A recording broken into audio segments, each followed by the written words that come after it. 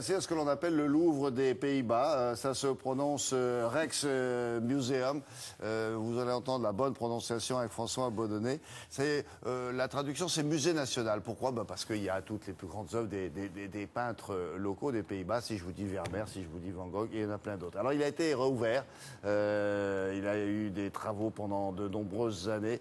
Et désormais, les Hollandais vont pouvoir retrouver ce musée dont ils sont extrêmement fiers. N'est-ce pas? Alors, il a été fermé pendant plus de 10 ans. Pourquoi ça a été si long, au fait?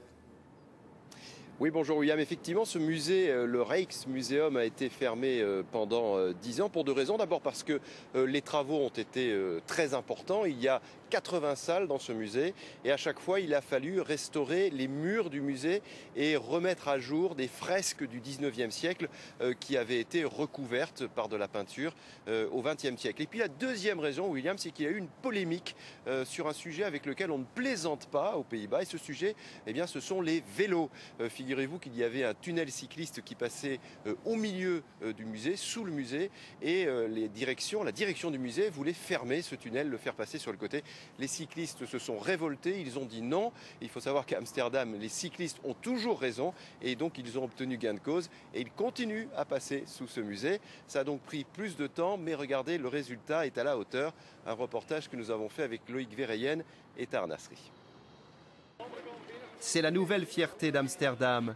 Derrière ces hauts murs en briques, le Rijksmuseum, vaisseau amiral de la culture des Pays-Bas, vient de ressusciter. Une cathédrale laïque dont l'œuvre maîtresse est à la mesure des lieux, immense. La ronde de nuit, un Rembrandt de 4 mètres de côté. Le maître hollandais du XVIIe y révèle là son incroyable maîtrise du clair-obscur. C'est l'époque du siècle d'or, époque bénie, où la Hollande domine les mers du globe et où elle s'inspire des cultures du bout du monde. À présent, le musée ne sépare plus comme avant les peintures des sculptures, par exemple. Nous proposons aux visiteurs d'avancer par période. Ils défilent à travers le temps pour découvrir les chefs-d'œuvre des Pays-Bas.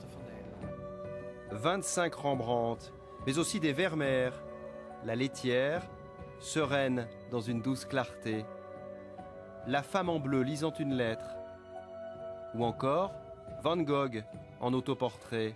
Pour ce voyage à travers le temps, le musée a retrouvé la splendeur de ses fresques murales du 19e siècle. Et les tout premiers visiteurs sont sous le charme. Ça fait 10 ans qu'on attend pour essayer de voir comment c'est l'intérieur et c'est vraiment magnifique. Pour moi, c'est comme le Louvre, c'est un endroit où il y a des œuvres incontournables. C'est vraiment des tableaux historiques, on participe un petit peu à l'histoire, d'une certaine façon, on a l'impression de rentrer dans l'histoire.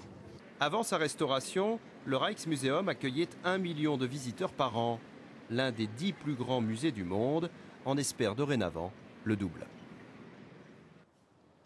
François, on a dit là-bas que c'était un moment important pour la reine des Pays-Bas. Pourquoi? C'est un rapport avec le fait qu'elle se retire?